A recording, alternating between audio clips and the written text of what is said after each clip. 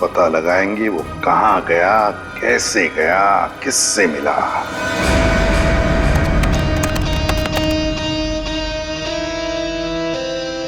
Sir, ये footage airport के arrival gate की है सर, जब ब्रेंडन इमिग्रेशन से बाहर निकल चुका था।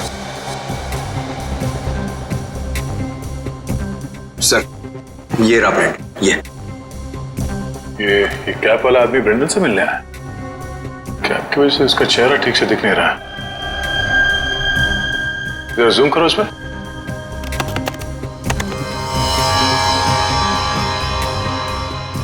लगता है कि जानबूझकर ये आदमी अपना चेहरा छुपा रहा है। ये चाहता नहीं है कि उसका चेहरा कैमरे पे कैप्चर हो। आगे बढ़ो। सर, ये दोनों तो पार्किंग की तरफ गए। इसका मतलब इस कैप वाले आदमी की गाड़ी पार्किंग में है। एक काम करो, इन दोनों के बाहर निकलने से आधे घंटे तक जितनी भी गाड़ियां एयरपोर्ट के पार्किंग लॉट से बाहर निकली है उन सब के डिटेल्स निकालो। पता चल जाएगा इस कैप वाले की कौन सी गाड़ी है।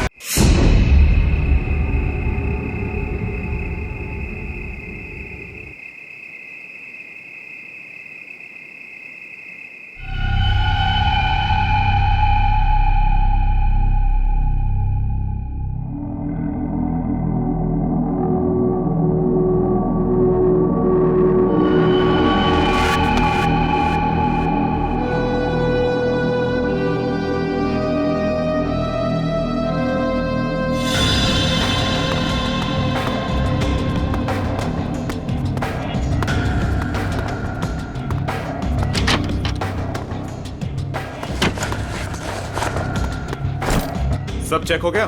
बस सिर्फ ये कैबिन बाकी है। ठीक है, जल्दी चेक करो। हाँ हाँ, करता हूं।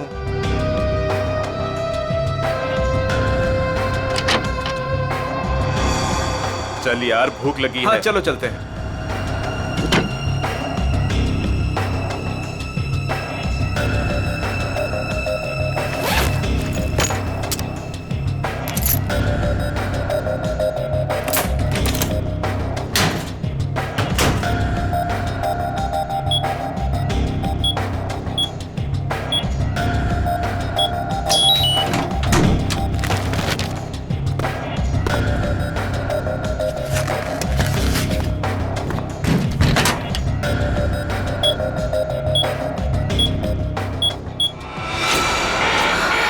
शायद गलत कोड दब गया है।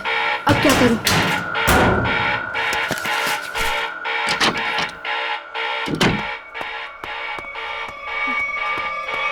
ए, रुक! कौन है वहां?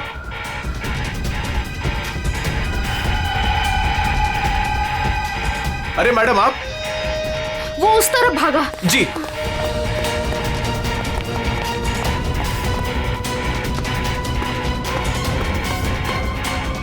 अरे मैडम, यहां तो कोई नहीं।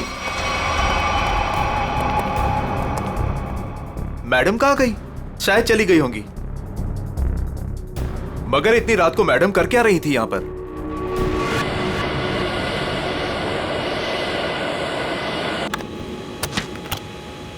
Good morning. Good morning.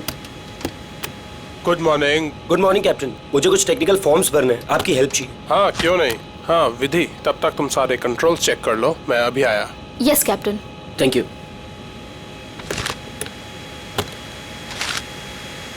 Good morning ma'am. Good morning.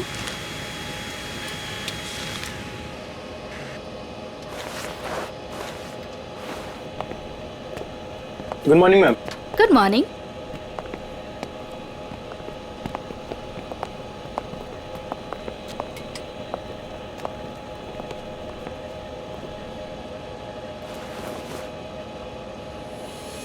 देखो सनी, इस वक्त मैं तुमसे कोई बात नहीं कर सकती और इस तरह से नजरअंदाज भी नहीं कर सकती तुम, समझी? मुझे जानना है कि तुम मेरे साथ ऐसा कर क्यों रही हो। सनी, समझने की कोशिश करो। मैं समझू? और तुम?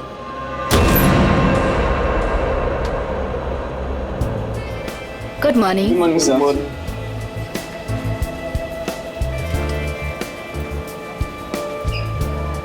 Good morning. Good morning sir. Good morning ma'am. Good morning sir. Good morning ma'am. Good morning. Good morning. पता है ना, आज एक स्पेशल पैसेंजर भी आ रहे हैं। हाँ, हमारे super good boss. Morning sir. आज जरा संभल के रहना। हम तो हमेशा संभले हुए रहते हैं। क्यों? क्या करें यार, हमारा काम ही ऐसा। मन में चाहे हजारों दर्द हो, लेकिन चेहरे पे मुस्कान तो होनी ही चाहिए। Good morning sir. Good morning sir. Good morning. अरे हाँ, मैं आप लोगों को एक बात बता देना चाहता हूँ कि मैं इस एयरलाइंस का हेड जरूर हूँ, लेकिन मेरे लिए कोई खास ट्रीटमेंट, स्पेशल ट्रीटमेंट नहीं चाहिए। और यही हमारा मोटो है। हमारे कस्टमर्स हमारे बॉस है। गुड गुड काया, तुम्हारी तो सैलरी बढ़नी चाहिए। Thank you sir. वाह काव्या, तूने तो मुंह पे चौका मार दिया है। Nice, impressive.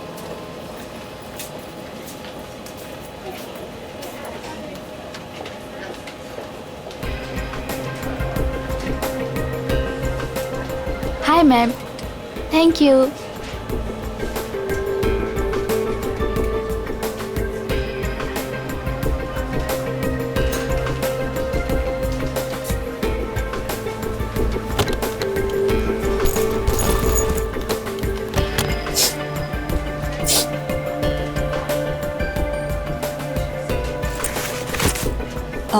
यस सर, मैं आपकी कुछ मदद कर सकती हूँ? नहीं, कुछ नहीं, वॉशरूम जाना था। सॉरी सर, फ्लाइट की उड़ान भरने के बाद।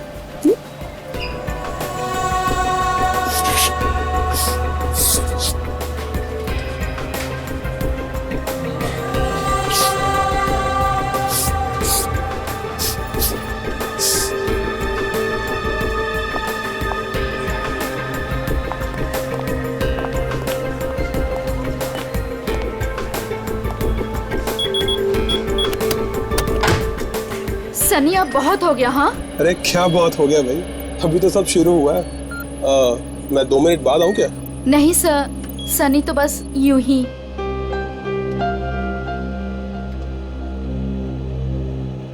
सब कुछ ठीक तो है ना विधि? यस कैप्टन, बस आपके कमांड का इंतजार है। हाँ तो बस ठीक है, टेक ऑफ करते हैं। नमस्कार, मैं कैप्टन राघव कुमार आप सभी का स्वागत करता हूँ। कुछ ही मिनटों में हम उड़ान भरेंगे। सभी यात्रियों से निवेदन है कि वे अपने निर्धारित स्थान पर बैठ जाएं और अपनी कुर्सी की पेटियां बांध लें और क्रू मेंबर्स उड़ान के लिए तैयार हो जाएं। धन्यवाद।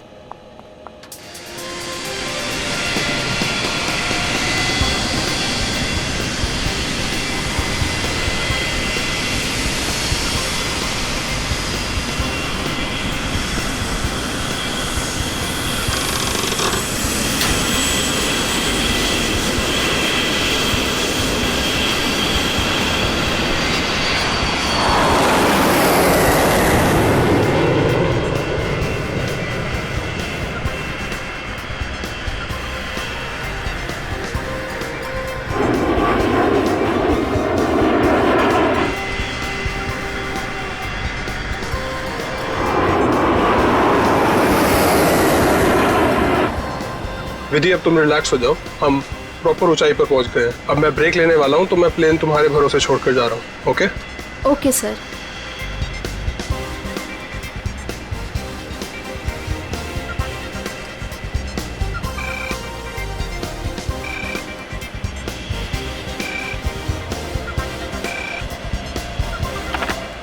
Yes captain. सोनिया, अब मैं बाहर आ सकता हूँ वॉशरूम ब्रेक के लिए? क्या बताऊँ कैप्टन, वॉशरूम खाली ही नहीं हुआ। मैंने तुमसे कहा था ना कि मुझे वॉशरूम जाना है। सॉरी कैप्टन, पर एक अजीब सा पैसेंजर पिछले 10-12 मिनट से वॉशरूम में घुसा हुआ है। मैं उस नॉक कर रही हूँ पर वो बाहर ही नहीं आ रहा। अच्छा देखो, पीछे वाला वॉशरूम खाली है क्या? हाँ लेकिन कोई लेकिन वेकिन नहीं, मैं बाहर आ रहा हूँ। Okay sir.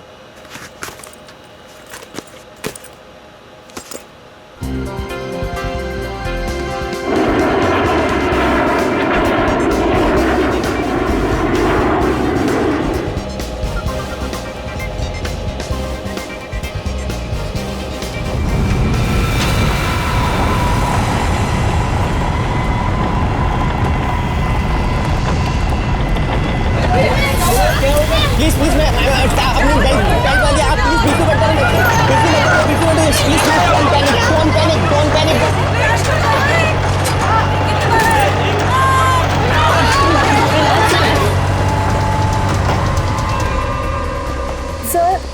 है अचानक से मौसम बदल गया। हाँ, थोड़ा झटका भी आया। विधि अकेली है, मैं जरा देखता हूँ। मैडम मैडम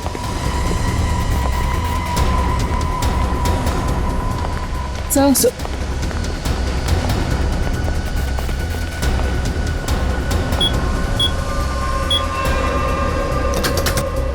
विधि, विधि, मैम, विधि, विधि मैम, विधि मैम, विधि, ये दरवाजा क्यों नहीं खोल रही है? मैम, विधि मैम,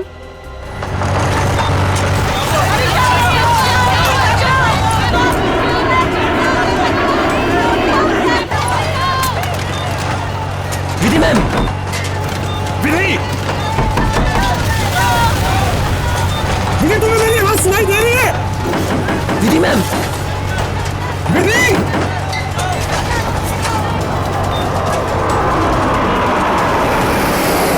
अरे हे भगवान, इन्हें भी अभी वॉशरूम जाना था।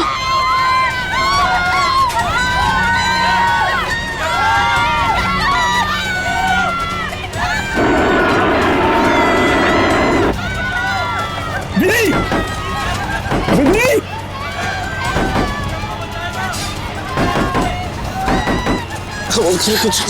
कुछ नहीं हो। विधि, क्या हुआ कैप्टन? विधि दरवाजा नहीं खोल रही है? 6 मिनट में दरवाजा अपने आप खुल जाना चाहिए। अगर उसने फिर से अंदर से लॉक ना किया हो तो। कैप्टन, मैंने सैटेलाइट फोन से ग्राउंड स्टाफ से संपर्क भी किया, लेकिन वो भी यही कह रहे हैं कि विधि मैम उनको कोई रिस्पॉन्स नहीं कर रही। अभी सिर्फ 1.5 मिनट बचा।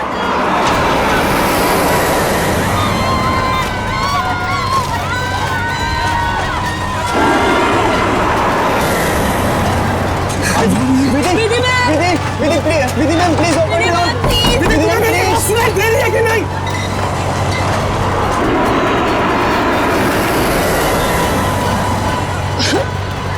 सर अब क्या होगा? विधि मैम तो दरवाजा ही नहीं खोल रहे। अरे विधि, ये क्या कर रही हो तुम?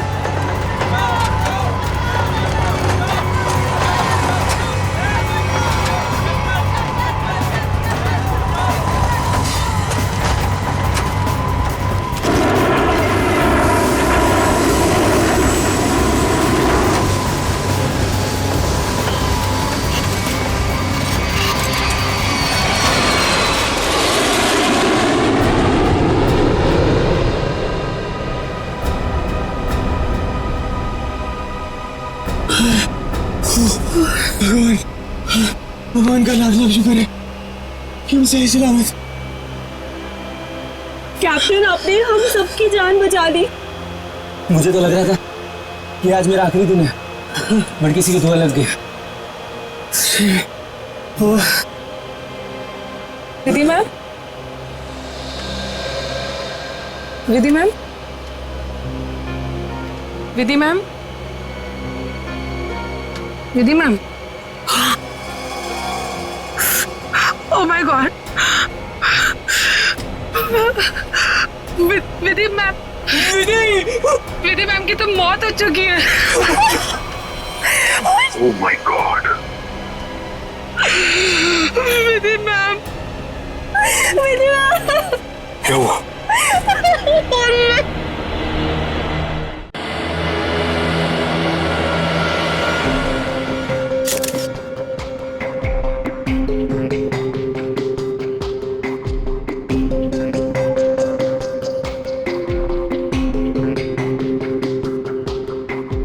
सर, लगता है छोटे कैलिबर की गोली मारी गई है इसे।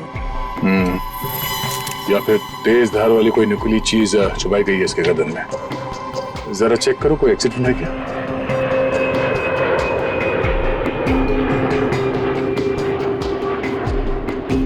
नहीं है सर। सर, एक बात समझ में नहीं आ रही, जब कोई कॉकपिट में था ही नहीं तो इसे मारा किसने? राघव को पता होगा, वो तो शुरू से इसके साथ कॉपरेटिव था। जरा देखो कुछ और मिलता है क्या। सर, राघव सबसे पहले आपने देखा विधि को मारा हुआ? Yes yes sir. आपने किसी को कॉकपिट के अंदर जाते हुए या कॉकपिट से बाहर निकलते हुए देखा? नहीं सर, जब मैं अंदर गया तो अंदर कोई भी नहीं था। मगर ये कॉकपिट का दरवाजा तो अंदर से बंद होता है ना? यस यस सर, हम पायलट्स को इंस्ट्रक्शंस दिए गए होते हैं कि कॉकपिट का दरवाजा हम अंदर से ही बंद रखें। तो फिर आप अंदर कैसे घुसे? सर कॉकपिट के दरवाजे पे 6 मिनट का टाइमर सेट होता है। अगर कॉकपिट का पायलट उसे दोबारा लॉक ना करे तो दरवाजा अपने आप खुल जाता है। ओह, इसका मतलब विधि मर चुकी थी, इसलिए 6 मिनट के बाद दरवाजा अपने आप खुल गया। यस यस सर, जब मैं अंदर गया तो विधि पहले से ही अपनी सीट पर मरी पड़ी थी। सर ये कहीं आतंकवादी हमला तो नहीं था? जांच चल रही है, बहुत जल्द सब कुछ सामने आ जाएगा। इसका घाव देखकर लगता है कि गोली या फिर जो भी कुछ इसे मारा गया है वो सामने वाली खिड़की से आई है। पर कैसे? कॉकपिट में तो कोई था ही नहीं। यस मैम, और उड़ती हुई फ्लाइट में कोई भी बाहर से निशाना लगा नहीं सकता। वही तो, देखो ग्लास भी बिल्कुल ठीक ठाक है, कहीं से टूटा नहीं है। मैम मैंने सारा instrument panel and cockpit check कर लिया, मगर कहीं भी कुछ नहीं मिला। एक बार फिर से चेक करो। श्योर। सोनिया, राघव के बाहर आने के बाद तुमने किसी और को कॉकपिट के अंदर जाते हुए देखा था? No sir. पता चला? नहीं सर। सोनिया जी, जिस वक्त ये हादसा हुआ उस वक्त आप कहाँ पे थे? सर मैं पीछे वाले वॉशरूम में थी जहाँ राघव गए थे। पिछले वाले? आप वहाँ कितनी देर तक थी? करीब 2-3 मिनट के लिए। सर हो सकता है इन 2-3 मिनट में कोई कॉकपिट में गया हो और विधि को मारकर चुपके से निकल गया। हाँ, शायद ऐसा ही हुआ होगा। मिस्टर राघव, आप पीछे वाले वॉशरूम में क्यों गए थे जबकि कॉकपिट के बगल में वॉशरूम है? सर एक्चुअली एक पैसेंजर 10 मिनट से आगे वाले वॉशरूम में गया हुआ था। मैं उसको बोलती रही बाहर निकलने के लिए, लेकिन वो बाहर निकला ही नहीं, इसीलिए राघव को पीछे वाले वॉशरूम में जाना पड़ा। सर ये आगे वाला वॉशरूम कॉकपिट के बिल्कुल पास में है। हो सकता है जो पैसेंजर वॉशरूम में था उसी ने विधि को मारा हो। कौन है ये पैसेंजर? नाम क्या है उसका? सर एंडी, उसका सीट नंबर है 37B। 37B।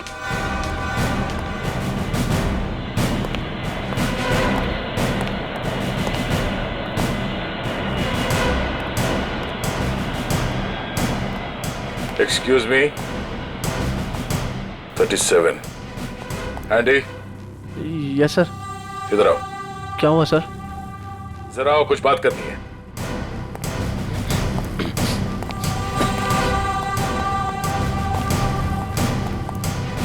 अब ये बताओ, कॉकपिट के बगल वाले वॉशरूम में तुम 10 मिनट से ज्यादा तक क्या कर रहे थे? सर मेरा पेट खराब था सर। पेट खराब था तो दवाई तो ली होगी ना? देखो सर। सर दवाई तो नहीं सर। एंडी, पेट खराब होने से ये आंखें लाल नहीं होती और ये हाथ ऐसे कांपते नहीं है। सर वो तो सर नींद नहीं उसके लिए। नहीं, ये ड्रग्स लेने का नतीजा है। नहीं सर, ऐसा तो है, ऐसा तो कुछ भी नहीं सर। तलाशी लो उसको, जेब चेक करो और बैग भी चेक करो। सर कुछ भी नहीं मेरे पास सर। चुप खड़े रहो। सर ऐसा क्यों कर रहे हैं मेरे साथ सर? कुछ नहीं किया मैंने सर।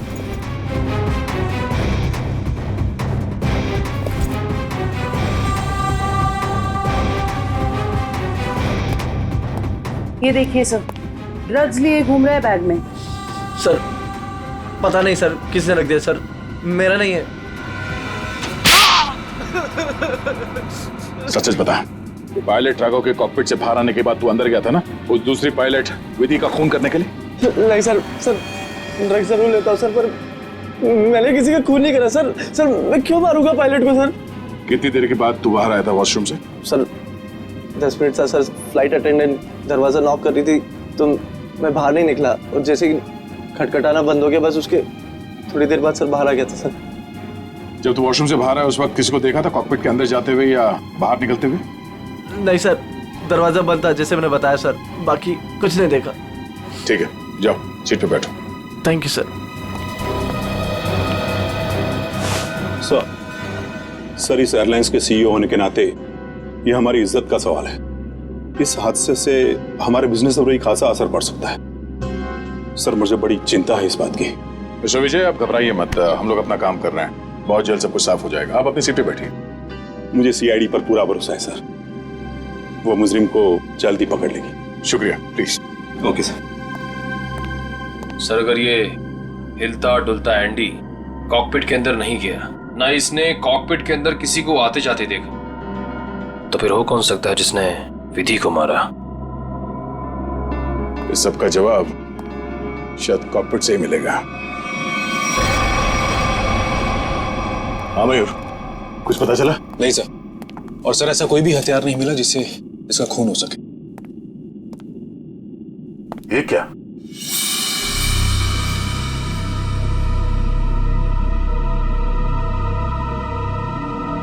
खून? सर विधि की बॉडी का एंगल देख के लग नहीं रहा ये खून विधि का है। सर हो सकता है ये खून खूनी का। विधि का भी हो सकता है। खूनी ने जब उस नुकीले हथियार से विधि के गर्दन में से वार किया, वापस निकालते समय शायद खून का छींटा यहाँ गिर गया होगा। और अगर खून खूनी का है तो वो जख्मी है और इन पैसेंजर्स में से कोई है। एक काम करो, सैंपल्स उठा लो, फॉरेंसिक भिजवा दो। सर एक और चीज सर, ये देखिए।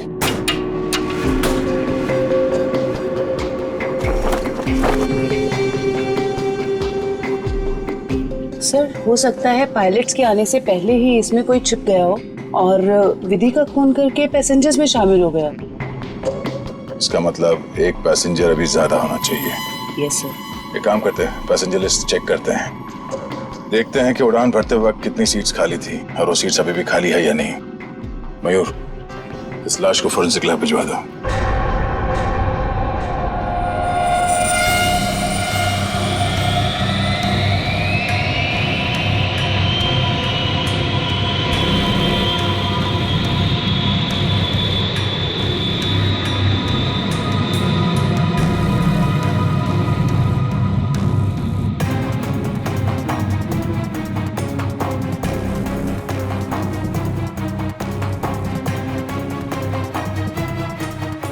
सर चार्ट के मुताबिक जो सीट्स पहले खाली थी वो अभी भी खाली है सर। मतलब इस फ्लाइट में कोई एक्स्ट्रा पैसेंजर्स नहीं है? सर एक बात समझ में नहीं आ रही कि विधि को कोई क्यों मारना चाहता था, आखिर चाहता क्या था मुझे? सर हो सकता है ये मुजरिम इस पायलट को मार के प्लेन को क्रैश करना चाह रहा हो। नहीं, मुझे लगता तो नहीं है। फिर क्या वजह हो सकती है सर? उसी बात का जवाब ढूंढना है। अगर वो आदमी प्लेन को क्रैश कराना चाहता था तो वो दोनों पायलट्स को मारता है।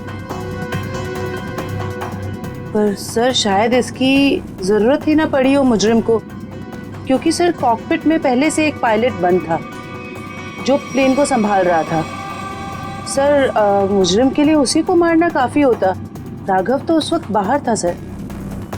जो आदमी इस प्लेन को क्रैश कराने की साजिश रचेगा उसे ये बात तो मालूम ही होगी कि इस कॉकपिट के दरवाजे में 6 मिनट का टाइमर लगा हुआ है और इस पायलट राघव का ये प्लेन को बचाना कोई संयोग तो नहीं हो सकता।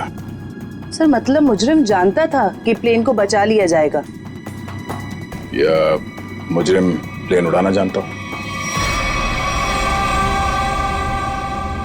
ये मुजरिम और इस पायलट विधि का जरूर कोई ना कोई निजी मामला है। सारे क्रू मेंबर से फिर से पूछताछ करते हैं। आप लोग विधि के बारे में कुछ बता सकते हैं? उसके किसी के साथ कोई दुश्मनी वगैरह? सर उनका बर्ताव सबसे ही बहुत अच्छा था, उन्हें कोई क्यों मारना चाहेगा? सर विधि ने आज तक किसी के साथ इतनी ऊंची आवाज में बात नहीं की थी, तो मुझे तो नहीं लगता उसकी किसी के साथ दुश्मनी होगी। यस सर, विधि तो बहुत जिम्मेदार एम्प्लॉय थी। सर मैं कुछ कहना चाहता हूँ सर। हाँ बोलिए। आज सुबह जब मैं कॉकपिट में आया तो विधि और फ्लाइट अटेंडेंट सनी, उन दोनों के बीच में कुछ कहासुनी हो रही थी। कैसी कहासुनी? किस बारे में बहस कर रहे थे ये तो मैं नहीं सुन पाया, क्योंकि जब तक मैं वहाँ पहुँचा तो मुझे देख के वो चुप हो गए थे। सर वैसे विधि और सनी एक दूसरे से प्यार करते थे। ओह, तो ये प्यार मोहब्बत का चक्कर है। कहासुनी तो हुई होगी। सनी का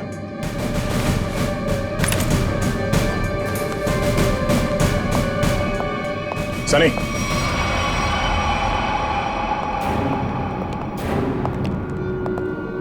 क्या बात है सर? नहीं, फ्लाइट की पूरी स्टाफ हमारे साथ थी, तुम साथ में थे नहीं तो तुमसे मिलने चले आए। सर सुबह से जो कुछ भी हुआ है उसकी वजह से वैसे ही हम लोग इतने परेशान हैं। और आपने हमें यहाँ फंसा कर रखा हुआ। जांच पूरी हो जाए फिर चले जाना। वैसे सर कब तक पूरी होगी आपकी ये जांच? हमारे कुछ सवालों के जवाब मिल जाए, विधि के खूनी के बारे में पता चल जाए, समझो जांच पूरी। तब तक तो रुकना ही पड़ेगा। और हमारे कुछ सवालों के जवाब भी देने होंगे। क्या आप लोग मुझसे भी सवाल करेंगे? हाँ।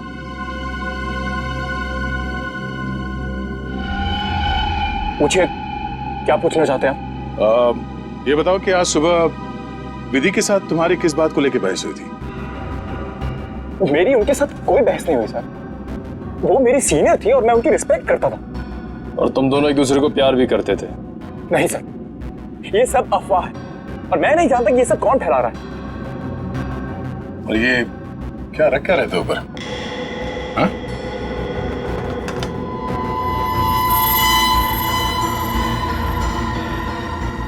प्लेट?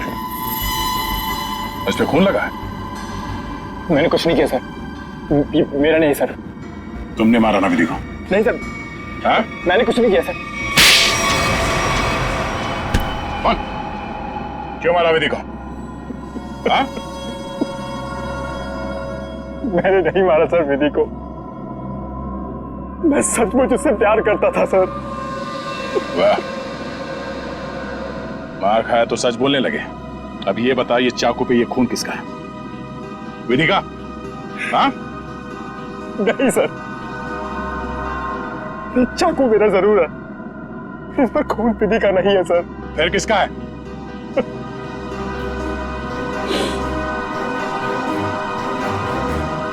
ये खून मेरा है सर।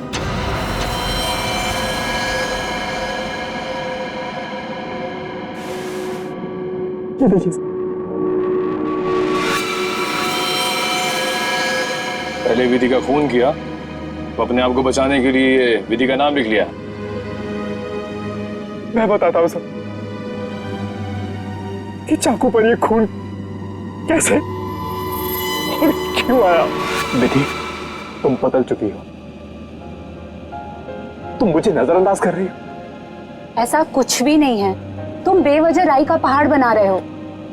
विधि, हमारी एंगेजमेंट हो चुकी है और मुझे लगता है कि तुम्हें ये रिश्ता मंजूर ही नहीं है। अगर तुम्हारा बर्ताव ऐसा ही रहा तो मुझे सच में ये रिश्ता तोड़ना पड़ेगा। विधि, मेरा मानना ये है, जो रिश्ते एक बार बन जाते हैं ना, वो मरते दम तक नहीं टूटते।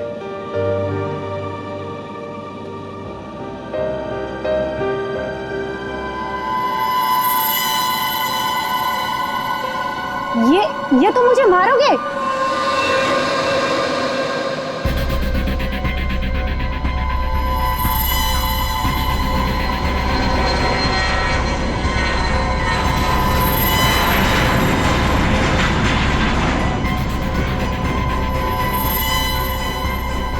सनी, अब बहुत हो गया। हाँ, लेकिन सर, वो मुझे हमेशा के लिए छोड़कर चली गई। इस चाकू पे लगा खून साबित करेगा कि तू सच बोल रहा है या ये ड्रामा कर रहा है। हाँ सर, उनके विधि की लाश से क्या पता चला? बॉस, विधि के खून में हमें एक बहुत ही खतरनाक जहर के ट्रेसेस मिले, जिसका नाम है मेनिंजाइटिस। शरीर में जाते ही बस कुछ ही सेकंड्स में इस जहर ने विधि की जान ले ली। तो क्या चाकू के ऊपर जहर था? नहीं, जहर चाकू पर नहीं था। और बॉस, चाकू पर जो खून लगा हुआ था वो भी विधि का नहीं था, मतलब खून सनी का ही था। तो फिर विधि के शरीर में जहर आया कहां से? मैं बताता हूं जहर कैसे गया। बॉस,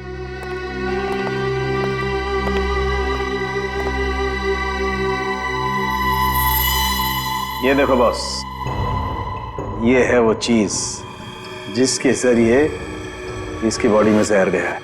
ये सुई जैसी चीज है। हाँ बॉस, ये सुई जैसी चीज इसके गले में विंड पाइप को चीरती हुई सीधी रीढ़ की हड्डी में जाकर के अटकी। तो फिर ये जिसने भी किया है हाथ से नहीं किया है, किसी गन जैसे मैकेनिज्म से ही हो सकता है ये। और सर, जिस एंगल से ये सुई घुसी है, नीचे से ऊपर की तरफ, ऐसा लगता है कि ये सुई विधि के पांव के पास से चली होगी। पांव की तरफ से नीचे से ऊपर की तरफ? तो फिर खूनी वहीं पर बैठना चाहिए था।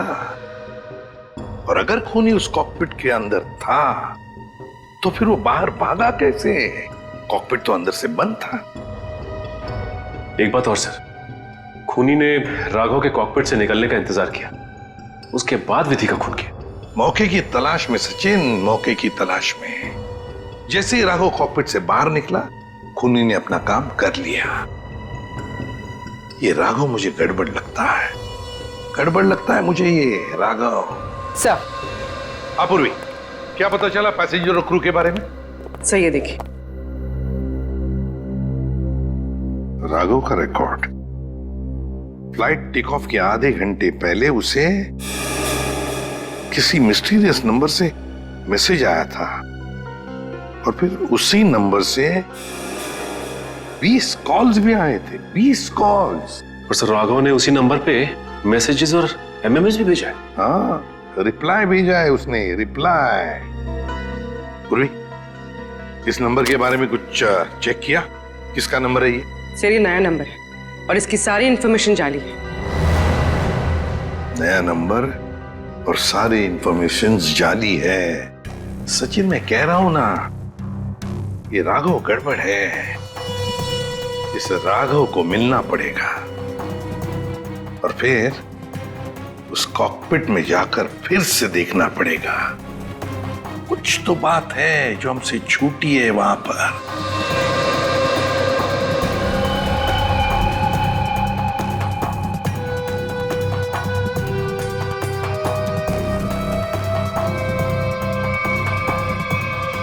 राघव, क्या हुआ? कुछ नहीं।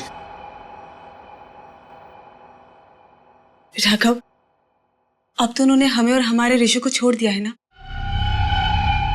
तो फिर तुम अब क्यों परेशान हो? तुम नहीं समझोगे नम्रता।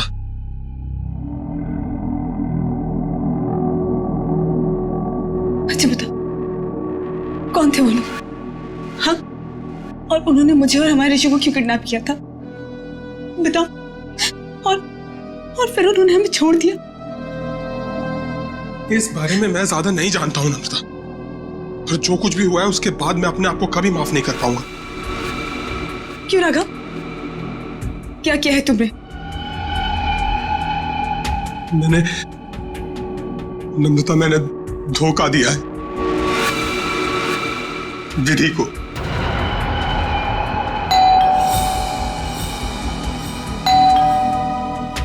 मैं देखती हूँ।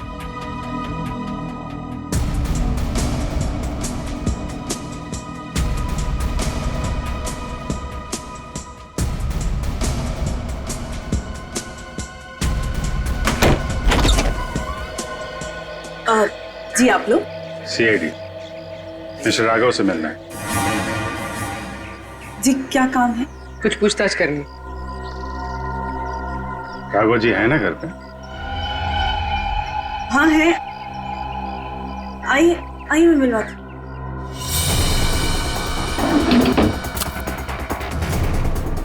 आइए सर।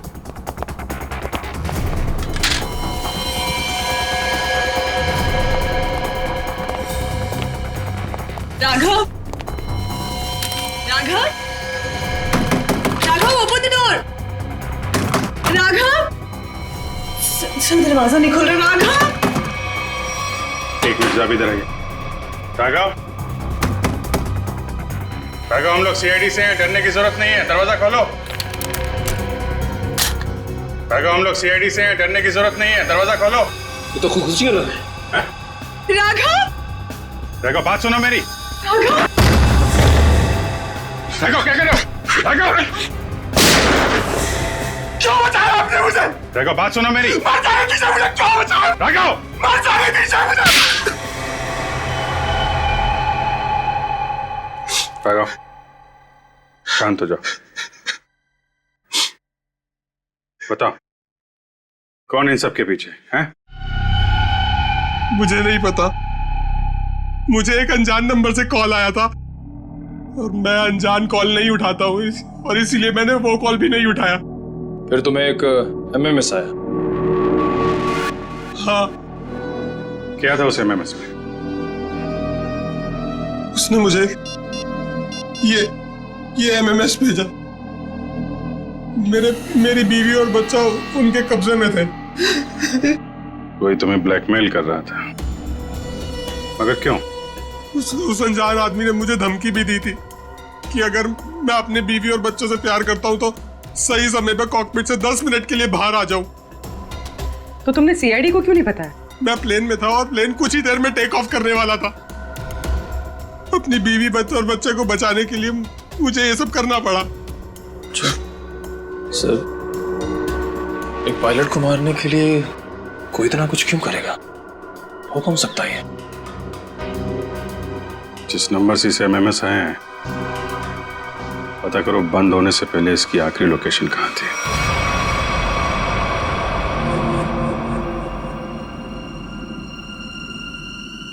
सर, ये देखिए सर, ये कूलिंग डिवाइस है सर, जो इस पैनल को ठंडा रखने का काम करता है सर। इसमें कुछ गड़बड़ है क्या? ये देखिए, इसमें एक एक्स्ट्रा वायर लगा हुआ है। सर निकालो उसे। जी सर, अभी निकालता हूँ। लगता है इसमें कुछ गड़बड़ है।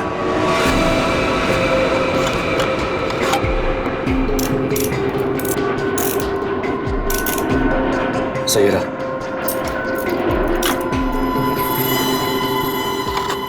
तो इस गैप से वो जहरीली सुई निकली और सीधे विधि के गले में जाके लगी।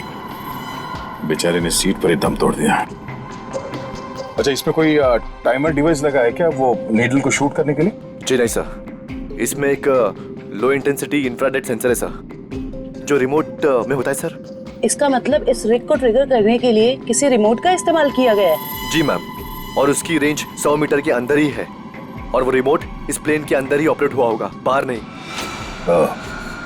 मतलब कोई रिमोट कंट्रोल के साथ प्लेन में बैठा है। सर, प्लेन में इतने सारे पैसेंजर्स हैं, किसने ट्रिगर किया होगा ये रिग? सारे पैसेंजर्स को ब्यूरो बुलवाओ, एक एक से अलग अलग पूछताछ करते हैं। सर, आखिरी कॉल इसी ऑफिस से किया गया था। देखते हैं। एक्सक्यूज मी, सीआईडी, आप लोगों से कुछ पूछताछ करनी थी। जी सर। बोलिए सर, मैं इस ऑफिस का मैनेजर हूँ। आज सुबह 7 बजे इस ऑफिस में कौन कौन था, बता सकते हैं? 1 मिनट सर। क्या बात है सर? आपके प्लेन में जो हादसा हुआ है उसी की जांच पड़ताल चल रही है। हाँ सर, एक के बाद एक हादसे होते जा रहे हैं। क्या? कुछ और भी हुआ क्या? सर, कल रात में ऑफिस में चोरी भी हुई थी। चोरी? हाँ सर, सेफ में काफी सारा कैश और करोड़ों के बॉन्ड्स थे। वो तो अच्छा हुआ कि अलार्म बज गया, वो सिर्फ कुछ डॉक्यूमेंट्स ले जा पाया। कैसे डॉक्यूमेंट्स? एयरलाइन की इंटरनल ऑडिट फाइल और डीजीसीए फाइल थी सिर्फ, जिसमें 1 साल पहले हुए प्लेन क्रैश की इंटरनल इंक्वायरी रिपोर्ट थी। ओह, 1 साल पहले जो प्लेन क्रैश हुआ था उसमें तो काफी लोग मारे गए थे। हाँ सर, उसमें बहुत सारे लोग मारे गए थे। हमारे क्रू मेंबर्स भी मारे गए थे और हमारा पायलट अमित, वो भी मारा गया था। उसी हादसे की उसमें रिपोर्ट थी। चोर पकड़ा गया? नहीं सर, विधि जी ने ही चोर को उस तरफ से भागते हुए देखा था। अब उधर से तो कोई रास्ता ही नहीं है सर, कैसे चोर भागा पता नहीं सर। तो वो चोर विधि ही थी जिसने वो डॉक्यूमेंट चुराए और चोरी का हंगामा मचा दिया। सर, लिस्ट रेडी है। उसकी अब कोई जरूरत नहीं है।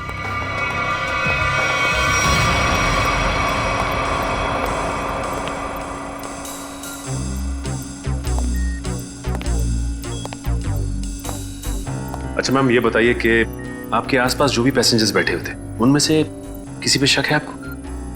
एक्चुअली हाँ, मेरे बगल में एक औरत बैठी थी, वो मुझे कुछ अजीब सी लगी। क्या अजीब लगा आपको? क्या उसके हाथ में कोई रिमोट था या फिर वैसी कोई चीज? हाँ मैडम, एक लड़का था वहाँ पर जो मोबाइल में गेम खेल रहा था और बार बार अपनी सीट पर उछल रहा था। मुझे तो लगता है जो कुछ भी हुआ है उसी की वजह से हुआ है और उसी ने किया है। कैसे? नहीं, ऐसा कुछ तो नहीं था, मगर उसके नाखून बड़े बड़े थे और वो बार बार अपने नाखूनों को देख रही थी। फिर मुझसे पूछती है आपकी उम्र क्या है? तो अरे भला कोई अपनी असली उम्र बताता है ना? अजीब सी बात। सर मेरा तो सब कुछ छीन लिया उस खोरी ने। काश कि मैंने उसे देखा होता सर, तो मैं उसे उसी वक्त खत्म कर देता। मैं जितना जानता हूँ उतना आपको बता चुका। अगर मुझे पता होता कि ये सब होने वाला है तो मैं कभी उस फ्लाइट में बैठता ही नहीं। सर हमारी तो अभी भी शादी हुई है, हम तो आपस में ही खोए हुए थे। हाँ जी सर, आपस में बात कर रहे थे और अपने फोन से सेल्फी ले रहे थे। और हमारा ध्यान तो तब गया जब फ्लाइट ने जर्क लिया सर। ठीक है, आप लोग जा सकते हैं। जी सर, थैंक यू। एक मिनट। हाँ सर। जी सर। आप लोगों ने जो फोटोज खींची थी वो मैं देख सकता हूँ? हाँ सर, क्यों नहीं सर। हाँ जी, ये लीजिए सर।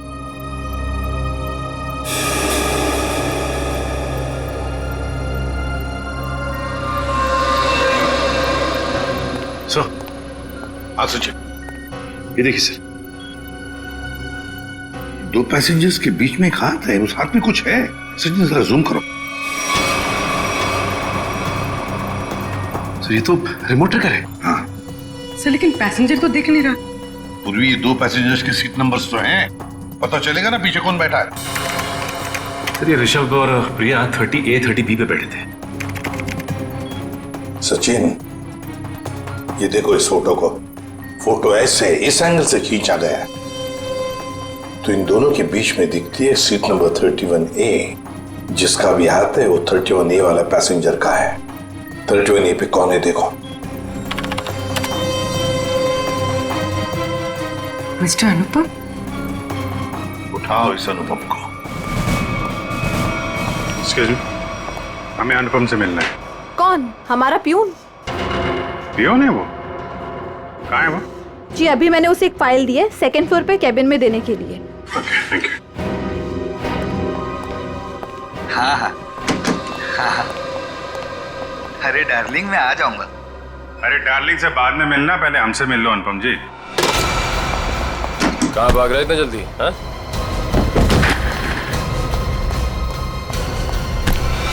बस बहुत उड़ लिया। कहाँ जा रहा था प्लेन? हैं? मैं अपने परिवार वालों से मिलने जा रहा था। प्लेन से? इतने पैसे थे तुम्हारे पास? बचा के रखे थे मैंने पैसे। बचा के रखे थे? हाँ, प्लेन में जाओगे, रिमोट लेके रिमोट का ट्रिगर दबाओगे, बहुत पैसे बचे होंगे, है ना? क्या क्या मतलब? तुम अच्छे से जानते हो मतलब क्या है। क्यों मारा विधि को? सब मैं कसम खा के बोलता हूँ, मैंने नहीं मारा विधि मैम को। देखो तुम्हारी भलाई इसी में है कि तुम अपना ये नाटक बंद कर दो। हमें तुम्हारी करतूतों के बारे में पता है। राघव को SMS भेजा था धमकी भरे, हैं? उसके बीवी बच्चों को बंधक बनाया था, MMS बना के भेजा यहाँ से। क्यों? सब मुझे पैसे मिले थे साहब SMS भेजने के लिए, जहाज में रिमोट दबाने के लिए। पर मुझे नहीं पता था साहब कि उससे कोई मर जाएगा। किसने दिए थे पैसे?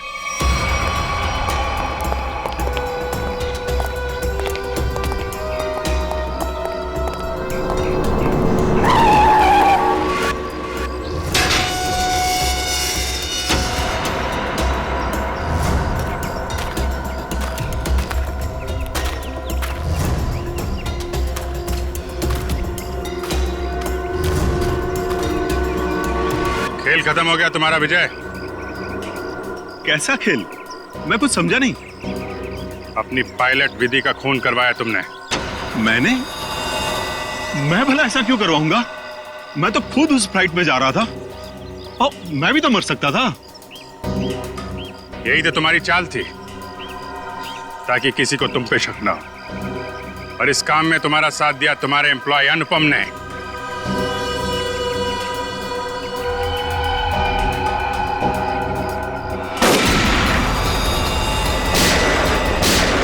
ठीक हो? मैं ठीक हूँ सर।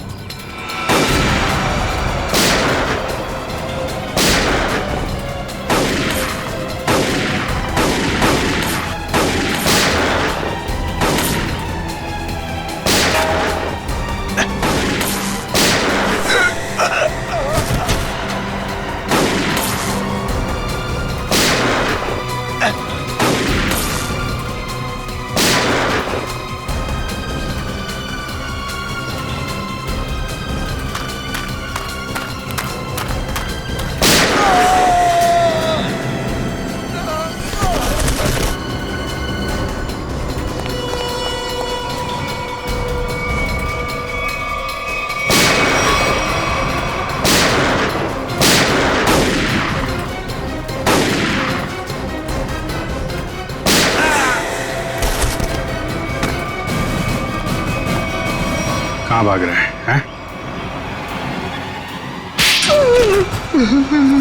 क्यों खून करवाया तुमने विधि का?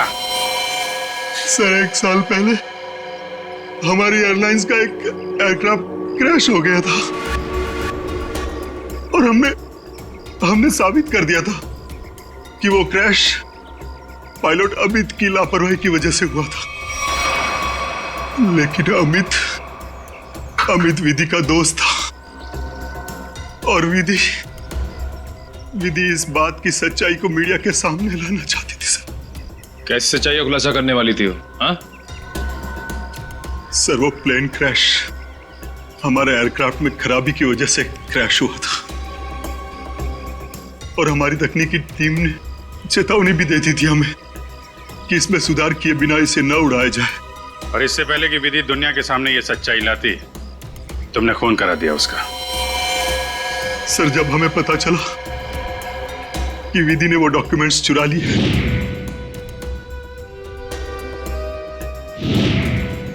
तो मैं डर गया था कि विधि कहीं मीडिया के सामने इसका खुलासा न कर दे और मैं सच्चाई छुपाने के जुर्म में कहीं फंस ना जाऊं सर। तुमने ये कैसे जाना कि वो डॉक्यूमेंट्स विधि ने चुराए? वो कई दिनों से हमारे दूसरे साथी स्टाफ से पूछताछ कर रही थी इसके बारे में और मुझे इस बात का पता चल चुका था। अब जेल जाने की तैयारी करो, प्लेन क्रैश की सच्चाई छुपाने और विधि के खून करने के जुर्म में शायद फांसी होगी तुम्हें।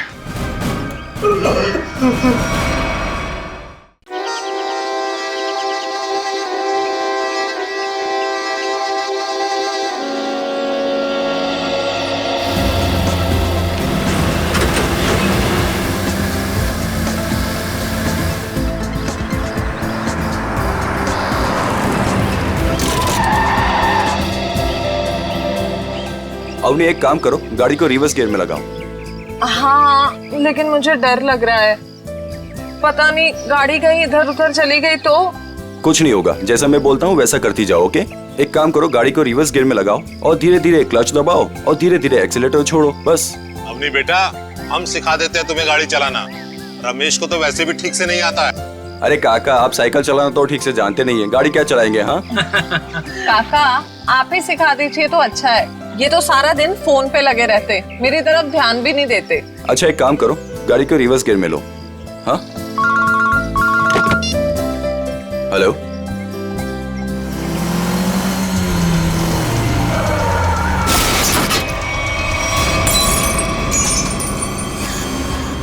अवनी ये तुमने क्या कर दिया? हाँ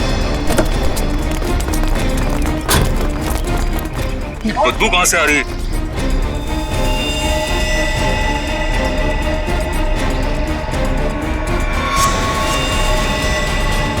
इसके अंदर लाश कहां से आ गई? इसमें से बदबू भी कितनी आ रही है? हे भगवान, इन्होंने तो लाश देख ली।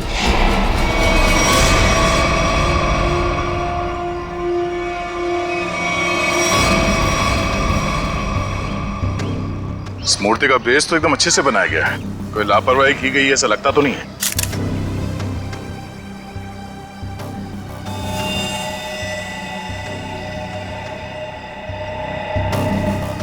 अगर इस मूर्ति में इसको रखा क्यों होगा? और वो भी ऐसे चहल पहल वाली कॉलोनी के बीच में रखी गई मूर्ति,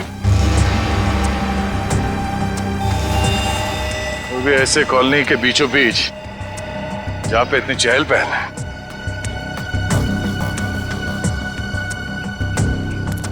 सर कॉलोनी के लोग काफी घबराए हुए हैं, किसी को नहीं पता है लाश किसके, और सर इस कॉलोनी से कोई गायब भी नहीं हुआ है। चलो देखते हैं। आप लोग प्लीज इन बच्चों को अंदर घर भेज दीजिएगा, ये सब देखना सुनना इनके लिए अच्छा नहीं, प्लीज। बच्चों घर जाके खेलो, जाओ। माँ आजोबा की मूर्ति में क्या था और उससे इतनी बदबू क्यों आ रही थी? घर आके बताती हूँ। बच्चों मम्मी की बात सुनना चाहिए। हाँ जाओ घर के अंदर जाओ। आपके बच्चे ने कहा कि ये मूर्ति उनके दादाजी की? जी मेरे पिताजी की मूर्ति थी, सुमित प्रकाश नाम था उनका। उनकी मूर्ति क्यों बनवाई थी? मेरे पति एक इंजीनियर और साइंटिस्ट थे, सूखे इलाकों के लिए उन्होंने एक नई सिंचाई पद्धति का आविष्कार किया था। इसी से खुश होकर गवर्नमेंट ने उन्हें ये जमीन दान में दी थी। और सुमित जी इतने महान थे कि उन्होंने वो जमीन कॉलोनी को दान कर दी थी और हमने उसी जमीन पर ये बच्चों के लिए ये पार्क बनवा दिया। इसीलिए हमने उनके सम्मान में इस पार्क में उनकी मूर्ति लगवाई। देखिए, ऐसा लगता है कि किसी ने हाल में इस लाश को मूर्ति में छिपाया है। हाँ, कुछ महीनों पहले। आप लोग बता सकते हैं कि मूर्ति यहाँ कब लगाई गई थी? क्योंकि शायद लाश को उसी वक्त अंदर रखा गया था। ये क्या कह रहे हैं सर? ऐसा हो ही नहीं सकता। सुमित जी जिस साल गुजर गए उसी साल ये मूर्ति वहां लगवाई गई थी।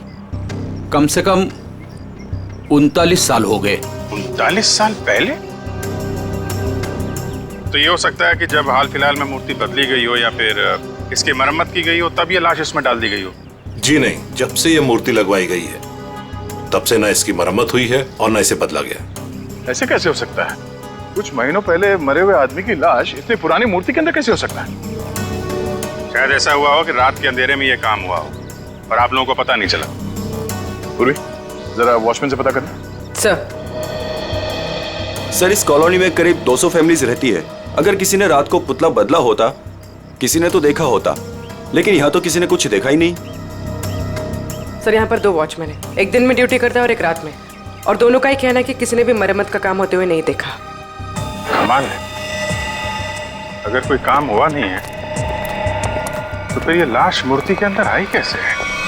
सचिन, 39 साल पहले ये ब्रॉन्ज की मूर्ति खड़ी की गई हो, तब से लेकर आज तक ना किसी ने उसकी मरम्मत की, ना उस मूर्ति को बदल दिया। हाँ सर, 1976 की बात है सर। हाँ, और आज उस ब्रॉन्ज के पुतले के अंदर मिलती है एक लाश, और कॉलोनी के 40 लोग कहते हैं कि उन्होंने कुछ देखा तक नहीं। कैसे हो सकता है मूर्ति के अंदर लाश? 2 ही तरीके आते हैं मेरे दिमाग में। एक, या तो पुरानी मूर्ति के अंदर लाश रखी, या फिर नई मूर्ति बनाकर उसके अंदर लाश डालकर उस नई मूर्ति को पुरानी मूर्ति की जगह रखी गई और पुरानी मूर्ति गायब कर दी गई होगी। सर, लेकिन ब्रॉन्ज की नई मूर्ति बनाने के लिए तो कई दौर से गुजरना पड़ा हो। पहले तो उसने प्लास्टर ऑफ पेरिस का ढांचा तैयार किया होगा, फिर उस ढांचे से उसने नया सांचा तैयार किया होगा, और फिर कम से कम 1200 डिग्री सेल्सियस पे उसने उस ब्रॉन्ज को पिघलाकर उसमें डाला होगा, और फिर उसके टुकड़े किए होंगे। टुकड़ों को फिर वेल्डिंग करके जोड़ा गया होगा, फिर मूर्ति तैयार होगी तो उसे खड़ा कर दिया गया होगा। ये कुछ चुटकी भर में थोड़ी होता है, बहुत टाइम लगा होगा, बहुत टाइम लगा होगा। और सर, लाश को मूर्ति में रखा गया होगा, मूर्ति को कॉलोनी में लाया गया होगा, और फिर पुरानी मूर्ति की जगह रखा गया होगा। पूर्वी, इतनी बड़ी मूर्ति कोई गोदी में उठाकर तो नहीं ला सकता। उसे लाने के लिए ट्रक या फिर कोई बड़ी गाड़ी लाई होगी। उसके साथ साथ उसे खड़े करने के लिए क्रेन लाया गया होगा। इतना सब अगर हुआ है, फिर भी कॉलोनी के लोग कहते हैं कि उन्हें कुछ मालूम नहीं, ऐसा कुछ हुआ ही नहीं। सर फिर तो पहला वाला तरीका इस्तेमाल किया गया होगा सर। बॉडी को कॉलोनी में लाया गया होगा और फिर मूर्ति में रख दिया गया होगा। पंकज, मूर्ति को लेटाया गया होगा, उसके बाद उसके अंदर लाश को रखा गया होगा और फिर उसे खड़ा भी किया होगा। कैसे हो सकता है? कैसे हो सकता है ये? सर, इतना अजीब तरीका लाश को ठिकाने लगाने का, खूनी को ये सब करने की जरूरत क्या थी? वही तो, इतनी तकलीफ क्यों? लाश को ब्रॉन्ज की मूर्ति के अंदर ही क्यों? कोई ना कोई वजह तो जरूर होगी, पर है कौन ये? है कौन ये? लाश है किसकी? कैसे मरा ये? मरा या मारा गया? इस आदमी की उम्र 45 साल है और इसकी मौत इसके सर पे लगी चोट की वजह है। अरे sir sir sir sir, Hindi में बोलेंगे तो मुझे भी समझ में आएगा। क्या बोल रहे हैं? इस आदमी की उम्र 45 साल है और इसकी मौत इसके सर पर लगी चोट की वजह से हुई है। ये हुई ना? Thank you. और कुछ और बता सकते हैं? कोई जादू है? चुटकी बजाऊंगा हो जाएगा? अरे कोई जादू है जो चुटकी बजाऊंगा सब कुछ हो जाएगा?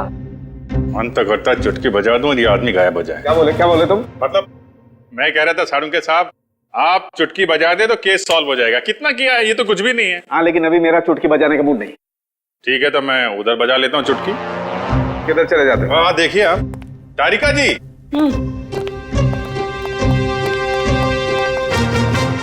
कुछ मिला आईडी वाईडी आपको? ना आईडी ना वॉलेट, कुछ नहीं। और ये कपड़ों की हालत देखो। भाई साहब, बज गई चुटकी। लेकिन मैं आपको एक चीज बता सकती हूँ। अरे वाह, अब बजी चुटकी। मुझे मालूम था तारिका जी, आप मुझे कभी निराश नहीं करेंगे। बताइए। मैं आपको ये बता सकती हूँ कि ये लाश कितने समय तक उस मूर्ति में थी। अच्छा, कितने समय से? ये लाश ब्रॉन्ज की मूर्ति में बंद थी, वातावरण के प्रभाव में आए बिना। कुछ टेस्ट के बाद ये पता चला है कि 2 महीने से ये लाश उस मूर्ति में बंद थी। ओह, मतलब इस आदमी का खून 2 महीने पहले हुआ है। लगता तो ऐसा ही है। लेकिन सर, किसी ने इस लाश को देखा किसी ने उस मूर्ति में रखते हुए? कॉलोनी वाले बता रहे थे कि मूर्ति 39 साल पुरानी है। डॉक्टर साहब, आप ये बता सकते हैं ये मूर्ति नई है या पुरानी है? ये मूर्ति 39 साल पुरानी नहीं है, नई है। ओह, मतलब इस मूर्ति को वहां पे ट्रक में लाया गया होगा। किसी ने ट्रक को देखा कैसे नहीं? मुझे नहीं पता। सालू के साहब, किसी ने उस क्रेन को कैसे नहीं देखा जिसके जरिए उस मूर्ति को अपनी जगह पे रखा गया? मुझे नहीं पता। सालू के साहब, उस मूर्ति में वेल्डिंग कब और कैसे की गई? मुझे नहीं पता, मुझे नहीं पता, मुझे नहीं पता। ठीक है सर, मुझे लगता है लाश की गंध की वजह से सालूम के साहब का दिमाग खराब हो गया है। क्या बोल रहा है? क्या बोल रहा है? क्या बोल रहा है? क्या बोल रहा है? देखो, मुझे परेशान मत करो, मुझे इस लाश का चेहरा भी बनाना है। Don't disturb me. सर, आपसे कोई सवाल नहीं करेंगे, आप चेहरा बनाइए। चलो, एक बात तो ये पता चल गई कि मूर्ति नई है और किसी ने उसमें लाश रखी है। मगर कैसे सर? कैसे और कब का पता बाद में लगाएंगे। पहले ये पता लगाना है कि ये नई मूर्ति बनाई किसने।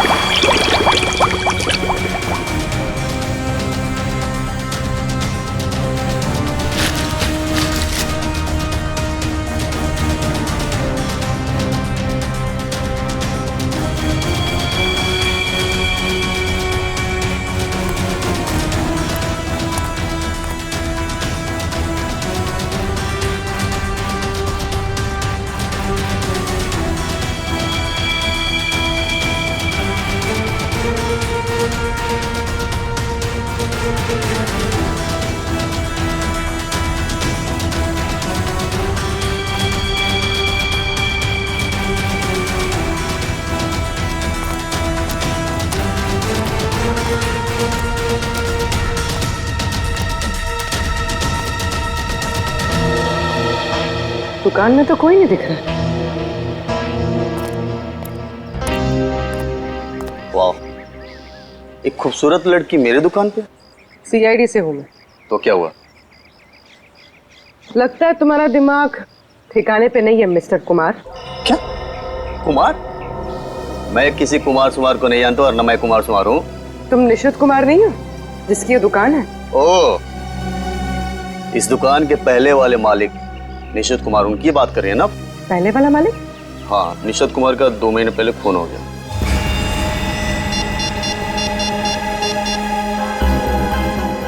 हेलो, अभिजीत साहब।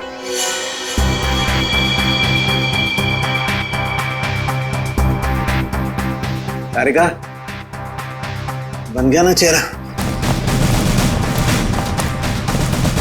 तो इन्होंने ये दुकान निशित कुमार से खरीदी है और 2 महीने पहले उनका खून हो गया। 2 महीने पहले की वो लाश थी ना जो उस मूर्ति में से मिली? हाँ सर, लाश। हाँ लाश। आप ये बताइए कि निशित कुमार के बारे में और क्या जानते हैं आप? सर मुझे ज्यादा पता नहीं है। उनकी माली हालत भी ठीक नहीं थी और कई सालों से उनके पास कुछ काम भी नहीं था। उनके घर का एड्रेस देना। वो घर में अकेली ही थी। जब मैं बाहर से आई तो देखा चोरों ने उनका गला काट दिया था। शायद मैं यहाँ होती तो उनको बचा सकती थी सर। हम आपकी तकलीफ समझ सकते हैं अर्चना जी, पर क्या आप बता सकती हैं कि क्या क्या चोरी हुआ था? कुछ नहीं, चुराने के लिए है ही क्या घर में? कुछ नहीं था और अब भी नहीं है। आपके पति जो मूर्तियां बनाते थे वो किनके लिए बनाते थे? मेरा मतलब है उनके क्लाइंट्स कौन कौन थे? मुझे पता नहीं, लेकिन उनकी सारी चीजें वो अलमारी में रखते थे। हम वो अलमारी देख सकते हैं? जी। अलमारी देख लो जरा।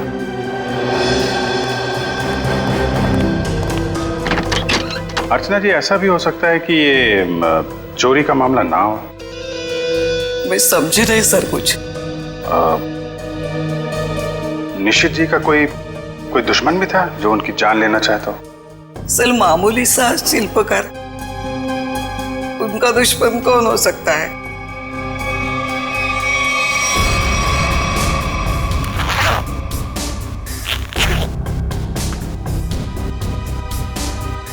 सर, हाँ बेट। इस फाइल में मूर्तियों की बहुत सारी न्यूज़पेपर कटी है सर। वो जो सारी मूर्ति बनाते थे ना, उसका सारा रिकॉर्ड इसी फाइल में रखते थे। और सर ये देखिए। तो ये मामला है, सुमित जी की मूर्ति भी इन्होंने बनाई थी 1976 में। अर्चना जी, मूर्ति बनाने वाले अक्सर अपनी बनाई हुई मूर्तियों का एक ढांचा अपने पास रखते हैं कि अगर मूर्ति टूट फूट जाए तो दोबारा बना सके। निशित जी भी ऐसा करते थे क्या? हाँ हाँ, उसके वो सारे ढांचे पिछले बाजू रखते थे। हम वो जगह देखना चाहेंगे।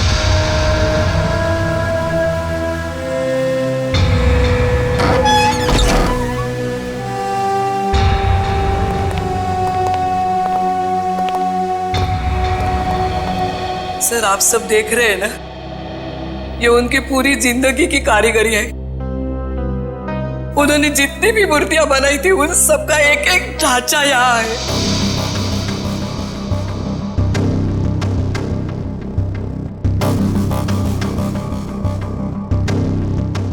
वो वाला नहीं दिख रहा है? कौन सा वाला? वो सुमित जी की जो मूर्ति का ढांचा है, वो उस तरफ होना चाहिए।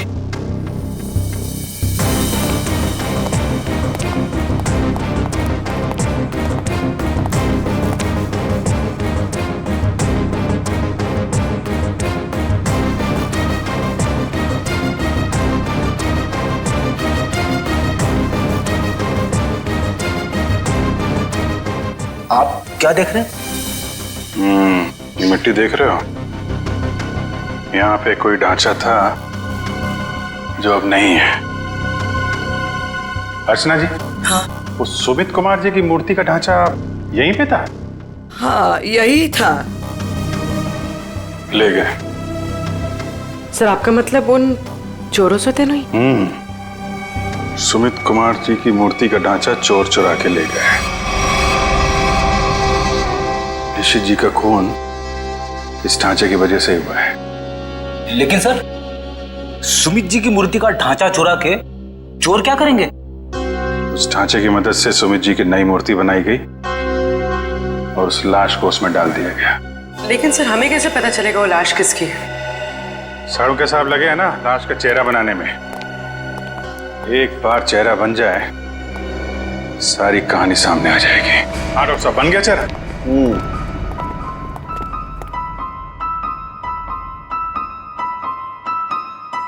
ये देखो बॉस, ये है वो मरा हुआ आदमी। क्या? ये कैसे हो सकता है? डॉक्टर साहब ये क्या मजाक है? भाई साहब मैं मजाक नहीं कर रहा हूँ, यही है उस आदमी का चेहरा, ऐसा ही दिखता है वो। मैं जानता था, मुझे बिल्कुल पता था ये कुछ ऐसा करेंगे जिससे सारा केस उलट जाए। क्या बात कर रहे हो यार तुम? मैं ऐसा क्यों करूंगा? क्या हो गया तुम्हें? अभिजीत ये क्या कह रहे हो तुम? ये उसी आदमी का चेहरा है सर, मजाक क्यों करेंगे? क्योंकि डॉक्टर साहब ने जो चेहरा बनाया है वो मूर्ति का चेहरा है, सुमित जी का चेहरा है जो 39 साल पहले मर चुके हैं। इस चेहरे में सिर्फ मूंछ लगाना बाकी। क्या बात कर रहे हो? ये आप बताइए, आपने बनाया है चेहरा? तो मैंने तो वही बनाया है जो मुझे खोपड़ी ने बताया, मैंने तो मूर्ति देखी भी नहीं है यार। तो आप देख लीजिए, ये मूर्ति है। ये तो वाकई वही चेहरा है जो मैंने बताया। ऐसा कैसे हो सकता है? सर ये आदमी 39 साल पहले मर चुका है, आज जिंदा होता तो 80 साल का होता। और आपने कहा था ना कि ये मरा हुआ आदमी 45 साल का है। कैसे पॉसिबल है? आई एम सॉरी बॉस, मुझे छुट्टी चाहिए। वो आप देखो सर, पहले हम ये पता लगाने की कोशिश कर रहे थे कि लाश को मूर्ति में रखा कैसे गया। अब हमें ये पता लगाना है कि सुमित जी की लाश सुमित जी की मूर्ति में आई कैसे और क्यों। सर कुछ पता चला उस लाश के बारे में? देखिए उसी के बारे में हम लोग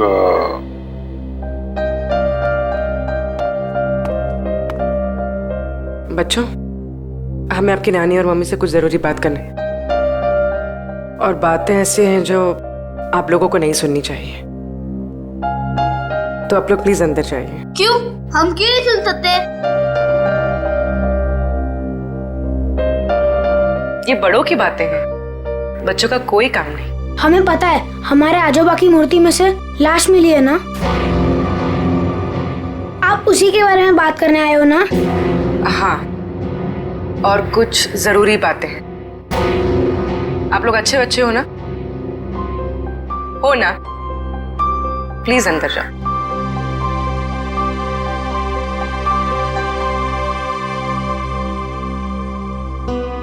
सर बताइए ना, क्या पता चला आप लोगों को? एक्चुअली इस केस की जांच को लेकर हम थोड़ी उलझन में हैं और हमें लगता है कि आप सुलझा सकती हैं इस उलझन को। कैसी उलझन? और मैं कैसे सुलझा सकती हूँ? दरअसल ये सब हमारे परिवार वाले जैसे ही हैं। जब से शादी करके आई हूँ इसी कॉलोनी में रह रही हूँ। ये लोग सब कुछ जानते हैं। आपको जो कुछ भी कहना है इनके सामने कह सकते हैं। ठीक है, आपके पति सुमित जी को गुजरे हुए करीब 39 साल हो गए है ना? लेकिन सुमित जी की मूर्ति में से हमें जो लाश मिली है वो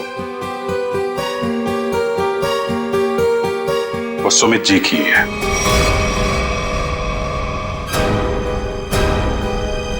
ये कैसे हो सकता है?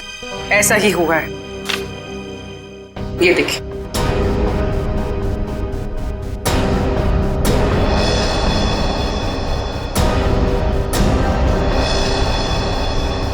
इतने यकीन के साथ आप ये कैसे कह सकते हैं? हाँ, ये हो ही नहीं सकता। जरूर कुछ भूल हुई है आप लोगों से। कोई भूल नहीं हुई। ये एक साइंटिफिक मेथड है जिसमें लाश की खोपड़ी का चेहरा बनाया गया है, और यही चेहरा बना है सुमित जी का। लेकिन मेरे पिताजी की लाश कैसे आ सकती है? ये मुमकिन नहीं है। वही तो, लाश की उम्र करीब 45 साल की है। आपके पिताजी जिंदा होते तो 80 साल के ऊपर के होते हैं। अब बात यह है कि 80 साल का आदमी 45 साल का कैसे हो गया?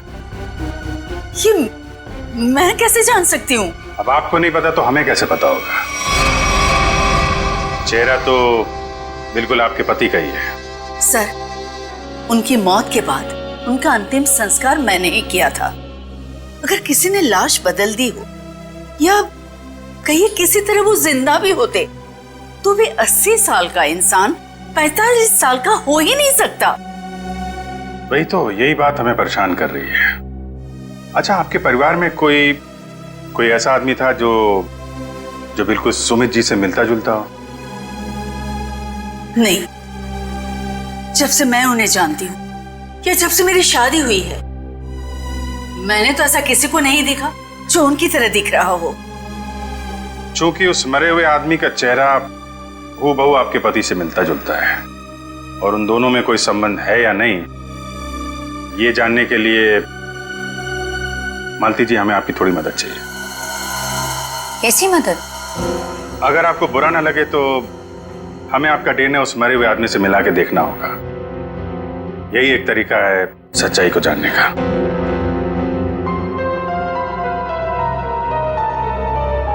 ठीक है, मैं तैयार हूं, क्योंकि हम भी इस सवाल का जवाब चाहते हैं।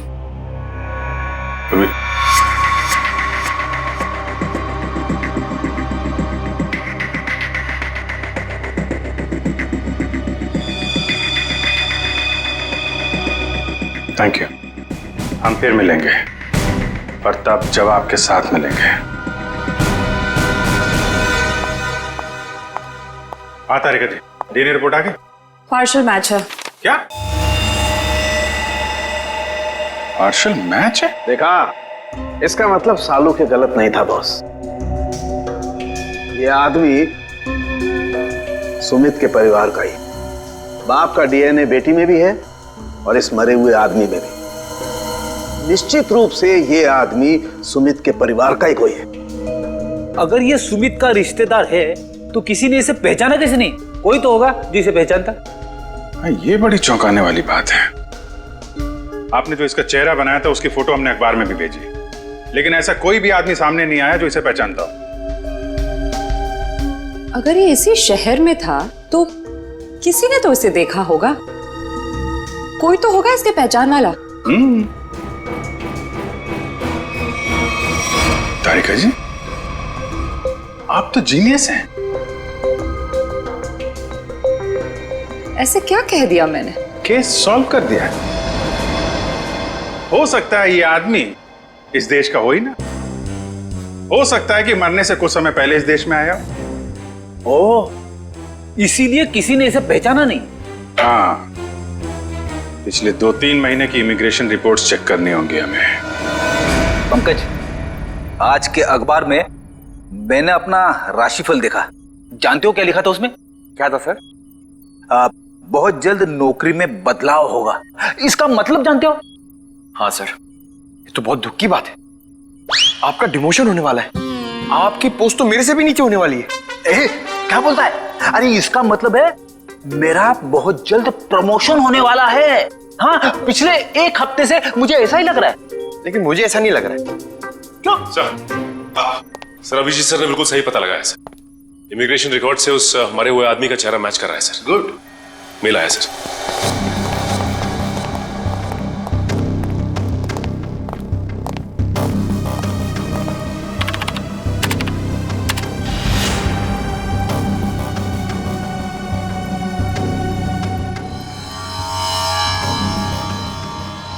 सचिन, ये तो बिल्कुल सुमित जैसे ही दिखता है। इसका नाम ब्रेंडन है, उम्र 45 साल और 2 महीने पहले यूके से आया था सर। मतलब आते ही मौत हो गई उसकी। सर, इसका नाम तो अंग्रेजों जैसा है पर लगता है इंडियन है। इस ब्रेंडन का घर का पता, फोन नंबर कुछ है? हाँ सर, जरूर।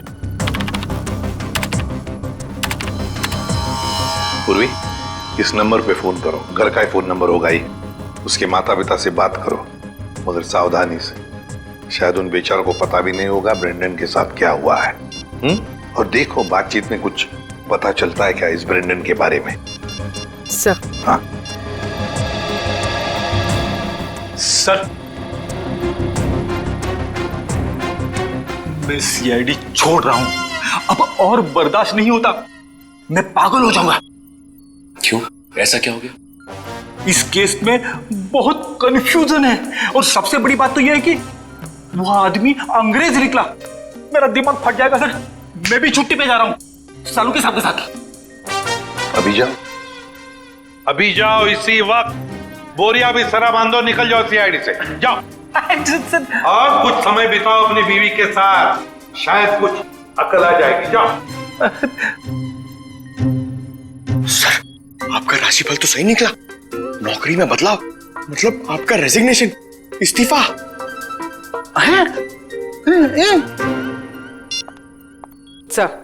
हाँ पूर्वी, बात हो गई? हाँ सर, एक और चौंकाने वाली बात पता चली। क्या? सर, ये ब्रेंडन सुमित का बेटा था। ब्रेंडन सुमित का बेटा है? वो कैसे? उसकी पहली शादी से।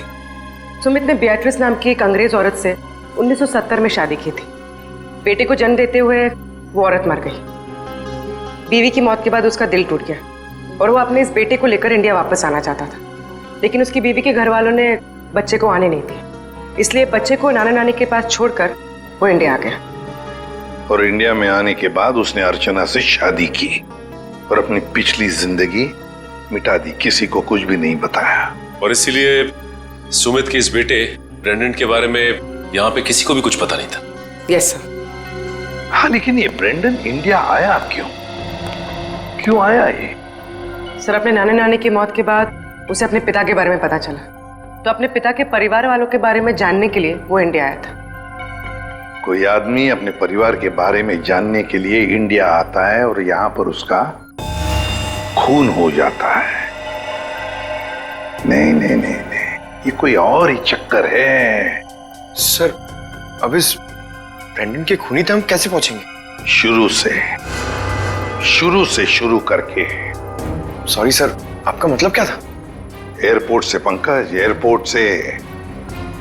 जैसे ब्रेंडन एयरपोर्ट पर उतरा, पता लगाएंगे वो कहां गया, कैसे गया, किससे मिला।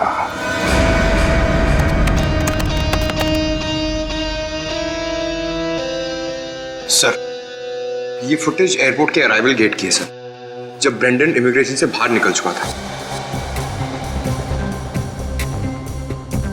सर, ये रहा ब्रेंडन,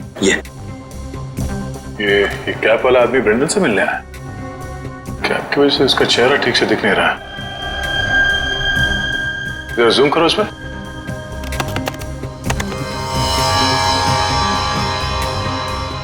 ऐसा लगता है कि जानबूझकर ये आदमी अपना चेहरा छुपा रहा है। ये चाहता नहीं है कि उसका चेहरा कैमरे पे कैप्चर हो। आगे बढ़ो। सर, ये दोनों तो पार्किंग की तरफ गए। इसका मतलब इस कैप वाले आदमी की गाड़ी पार्किंग में है। एक काम करो, इन दोनों के बाहर निकलने से आधे घंटे तक जितनी भी गाड़ियां एयरपोर्ट के पार्किंग लॉट से बाहर निकली है उन सब के डिटेल्स निकालो। पता चल जाएगा इस कैप वाले की कौन सी गाड़ी है। सर, वो आदमी ब्रेंडन को जब एयरपोर्ट की पार्किंग में लेके गया, उसके आधे घंटे बाद तक ये सारी गाड़ियां बाहर जाती रही सर। बस वे ठीक है, एक एक को फोन करो और पता लगाओ किस पैसेंजर को इन्होंने एयरपोर्ट से पिकअप किया और कहां जाके छोड़ा। हेलो जी, मैं सीआईडी से इंस्पेक्टर सचिन बोल रहा हूँ। अच्छा, ये बताइए कि 15 फरवरी को आपकी कार इंटरनेशनल एयरपोर्ट पे गई थी किसी को छोड़ने के लिए? आप क्या करने गए थे? किसी को छोड़ने गए थे? मिसेस आंचल कुमार। ओके पूर्वी। Okay okay. क्या? किसको छोड़ने गए थे? Peter Frank. अच्छा, ये कौन सी फ्लाइट से आए? ओके।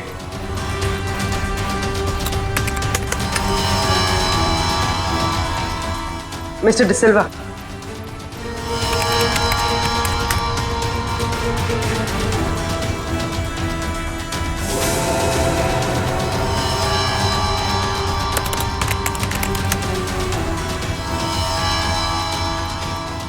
ओके पूर्वी, अब बचा है सिर्फ एक नंबर, ये VH 543259। और सर, ये नंबर किसी मिस्टर अनिल के नाम पे, जो कि लोनावाला के बंगलो पे रजिस्टर्ड है सर। लेकिन ये आदमी फोन नहीं उठा रहा है सर। फोन नहीं उठा रहा है? लगता है ये अनिल ही पिकअप करने आया था ब्रेंडन को एयरपोर्ट पर। सर, कहीं इस अनिल ने तो ब्रेंडन का खून नहीं किया? हो सकता है पूर्वी, एक बात तो पक्की है, इस अनिल का जरूर कोई ना कोई संबंध है ब्रेंडन के खून के साथ। सरकार के रजिस्ट्रेशन के हिसाब से अनिल जी का घर यही है। काफी पैसे वाला लगता है ये अनिल जी। इतना बड़ा बंगला, वो कार। लेकिन इस अनिल जी को ब्रेंडन से क्या काम पड़ गया? सर, मुझे तो लगता है कि इस ब्रेंडन को इंडिया में कोई जानता ही नहीं होगा। ब्रेंडन को इंडिया में कोई जानता नहीं था तो ये अनिल एयरपोर्ट क्यों गया था उन्हें लेने? उसके बाद ये ब्रेंडन गायब कहाँ हो गया? कोई दरवाजा खोल क्यों नहीं रहा? जी, कौन है आप लोग और क्या चाहिए? आपके मालिक अनिल जी से मिलना है। कहाँ है वो? वो नहीं है। आप क्यों पूछ रहे साहब? देखिए, बेमतलब परेशान मत करिए, नहीं तो अभी पुलिस को फोन कर देंगे। हम लोग सीआईडी से हैं। सीआईडी? सीआईडी कहाँ से?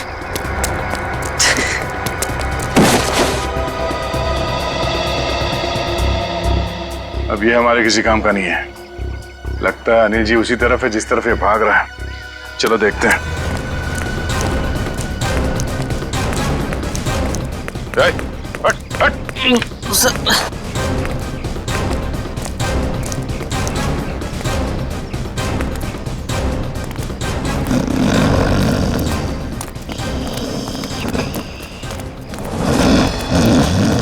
लगता है यही अनिल जी है। अनिल जी,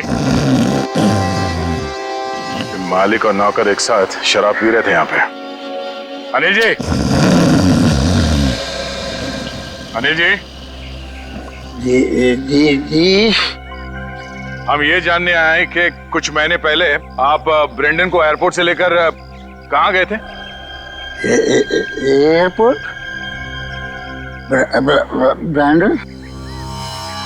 मैं कुछ नहीं समझ पा रहा यार, क्या बोल रहे हो तुम? हम ये कह रहे हैं कि ब्रेंडन को लेके आप एयरपोर्ट से आए थे और ये हमने सीसीटीवी फुटेज में देखा है।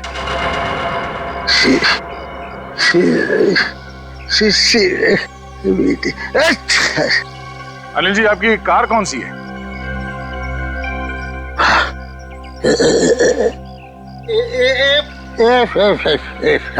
सच्चाई तो ये है कि ना तो ये बंगला आपका है और ना ही वो कार।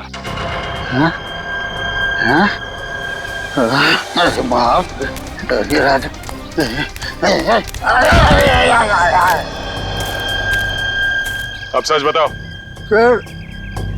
सर मैं कुछ नहीं जानता सर मैं तो एक मामूली सा वॉचमैन हूँ सर। वॉचमैन, ये मेरा मालिक है ना, मालिक, उसने अपना बंगला और कार मेरे नाम पर कर दिया सर। ये मेरा कुछ भी नहीं है सर। तो फिर किसका है? सर मैं कैसे बोलूं सर, मेरी जान चली जाएगी सर। देखो, तुम चिंता मत करो, कुछ नहीं होगा तुम्हें। सिर्फ ये बताओ, किसने कहा था तुम्हें ये सब करने के लिए? क्या बात है, आप लोगों ने हमें यहाँ क्यों बुलाया? कुछ पता चला क्या? हाँ, एक चौंकाने वाली कहानी। ये कहानी हम आप लोगों को भी सुनाते हैं। इस कहानी को हम वहां से शुरू करते हैं जब सुमित जी को सरकार ने जमीन दान दिया था। उस जमीन में सिर्फ एक छोटा सा गार्डन नहीं था, बल्कि वो जमीन भी था जिसपे आज मॉल बना हुआ है आपके कॉलोनी के पीछे। लेकिन इस बात का पता हमें क्यों नहीं चला? क्योंकि आप लोगों से पहले कुछ और लोगों को पता चल गया। उन्हें यह भी पता चल गया कि सुमित जी अपनी पूरी जमीन को बच्चों के पार्क के लिए दान करना चाहते हैं, और ये बात उन्हें अच्छा नहीं लगा। उन्होंने सुमित जी को रोकना चाहा। जब सुमित जी नहीं माने तो उनका फोन कर दिया। क्या?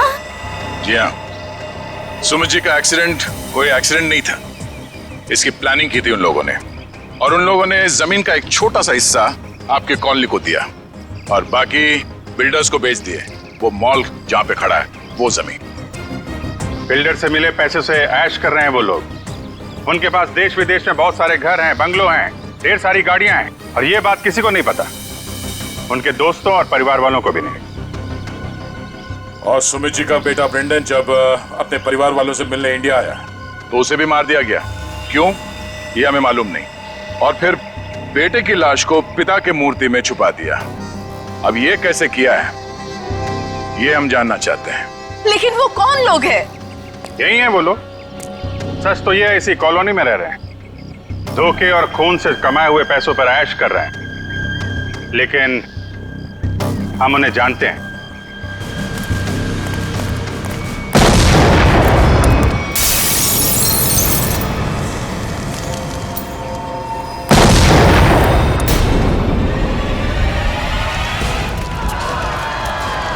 हथियार को पीछे आइए, जल्दी।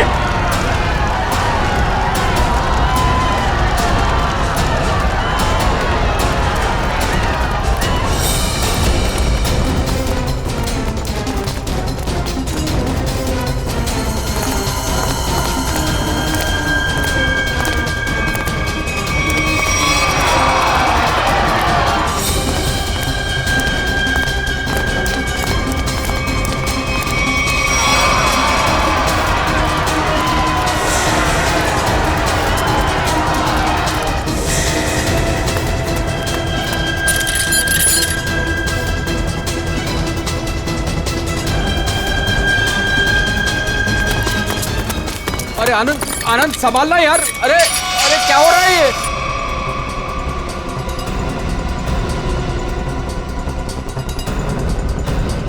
कहाँ भाग रहे हो?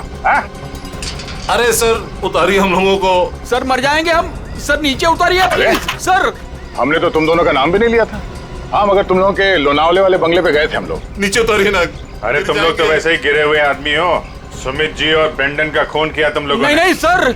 वैसे हमें पता चल गया, तुम लोगों को मालूम पड़ गया था कि तुम्हारे करतूत के बारे में हमें पता चल गया। सर नीचे उतारिए प्लीज। इसलिए कॉलोनी वालों की जान को नुकसान पहुंचा है। हाँ?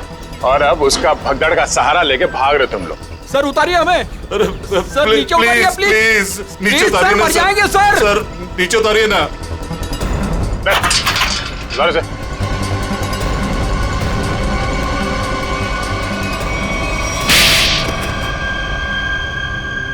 लेकिन वो तो आपके दोस्त थे, फिर आपने उनको क्यों मार दिया?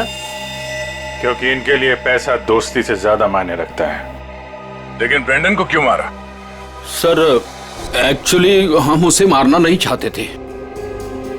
हम उसे एयरपोर्ट से सीधा हमारे खाली पड़े हुए फ्लैट पे लेके गए। हमने सोचा था हम उसके बाप के मरने की झूठी कहानियां सुनाकर उसको यूके वापस भेज देंगे, और उसने हमारी वो बातें सुन ली थी जिसमें हमने सुमित को मारने का जिक्र किया था। इसके लिए उसको मारा सर। लेकिन उसकी लाश मूर्ति में क्यों छुपाई? हम नहीं चाहते थे कि उसकी लाश किसी भी हालत में सीआईडी को मिले। अगर हम उसे जलाते, दफनाते या किसी तालाब झील में उसकी लाश छोड़ देते तो एक न एक दिन तो लाश मिल ही जाती ना। फिर तो हम पकड़े जाते। इसलिए हमने उसकी लाश सुमित की मूर्ति के अंदर डाल दी थी ताकि कोई ढूंढ ना सके। इसीलिए तुम लोगों ने निशित को मार दिया और उसके गोडाउन से सुमित जी के पुतले का ढांचा को चुरा लिया और नई मूर्ति बनाई। हाँ? लेकिन तुम लोगों ने मूर्ति जब बदली तो कॉलोनी वालों को कैसे नहीं पता चला? वो सर हमने एक दिन पूरे कॉलोनी वालों को रात के खाने की दावत दी थी और हमने उनके खाने में नींद की गोलियां डाल दी थी। अच्छा, जब सारी कॉलोनी सो गई तो पुरानी मूर्ति की जगह नई मूर्ति रख दी। अगर अवनी अपने कार से उस मूर्ति को ठोकर नहीं मारती तो इनके काले कारनामों से पर्दा नहीं हटता। लेकिन सच्चाई में एक ताकत होती है जो कभी छुपती नहीं, और जुर्म में भी वही कमजोरी होती है, वो भी कभी छुपती नहीं। इन्हें हमारे हवाले कर दीजिए, इन्हें सजा हम देंगे। हाँ सर, इन्होंने हमें धोखा दिया है, ये हमारे गुनहगार है। नहीं सर, हमें अरेस्ट कर दो, ये लोग मार डालेंगे। हमें अरेस्ट कर लीजिए सर। तुम्हें सजा देने का हक अगर हमारे हाथ में होता तो हम तुम्हें इनके हवाले कर देते। हमारे हाथ बंधे हुए हैं, वरना निखिल, पंकज ले जाओ इन्हें।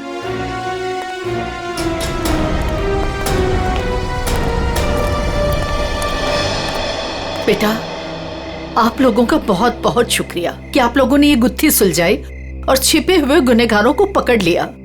ये तो हमारा फर्ज था, लेकिन हम पूरी कोशिश करेंगे कि मॉल की जमीन भी कॉलोनी को वापस मिल जाए।